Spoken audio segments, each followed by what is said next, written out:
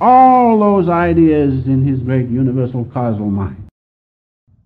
Imagine it. Imagine the immensity of all those films being prepared.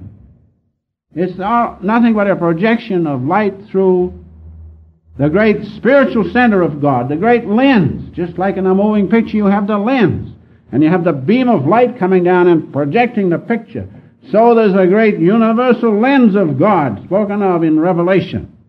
Sometime perhaps I'll speak about it.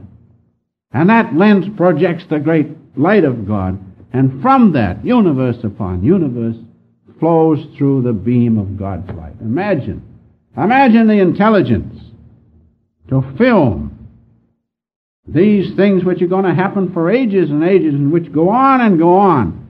Think of the intelligence of God. No wonder it took ages to do it.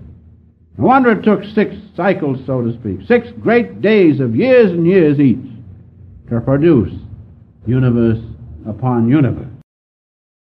And so, in closing, let us realize there's one thing, that there's no difference between spirit and matter.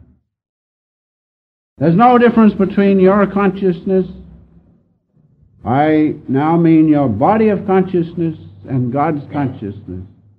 There's no difference, they are the same, but there is a difference, otherwise why can't we say, Father, there you are?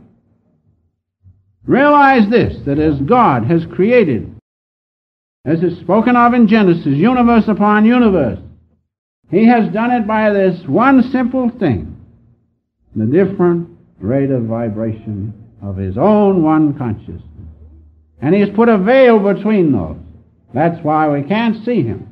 But because we are made in His image, and because He sends from time to time great saints as our beloved Master who give us and show us the way to do it, because of that, we can elevate our consciousness so that it doesn't stay down in this material creation, but it elevates, and if we keep merging in the one light of God at this point, that holy vibration, light which has produced all things, if we keep doing that, we become that.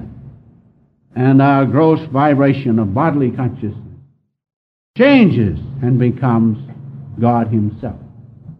That's what this lesson should be to us this morning.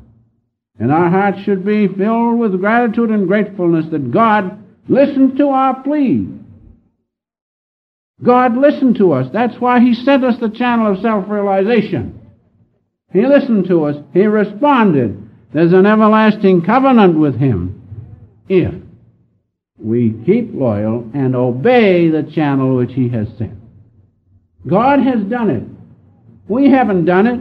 God listened to us and sent us the channel whereby we could once more know we are His consciousness. No, there is no difference between us and God, as the Master used to say.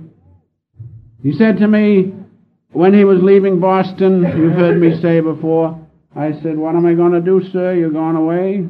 He says, what are you talking about? Never mind what happens to me. Think of His greatness. Because he wasn't speaking from the physical. He was speaking from God's presence within him. He says, never mind what happens to me. That light which you see at the Christ Center, that's far greater than I am. He meant the personality. That's far greater than I am. That's God Himself. And so, as He told me, He tells each and every one of you, you have God right within you at the Christ Center. As He said in His book, long continued concentration at the liberating spiritual eye will free the devotee from all illusions of matter.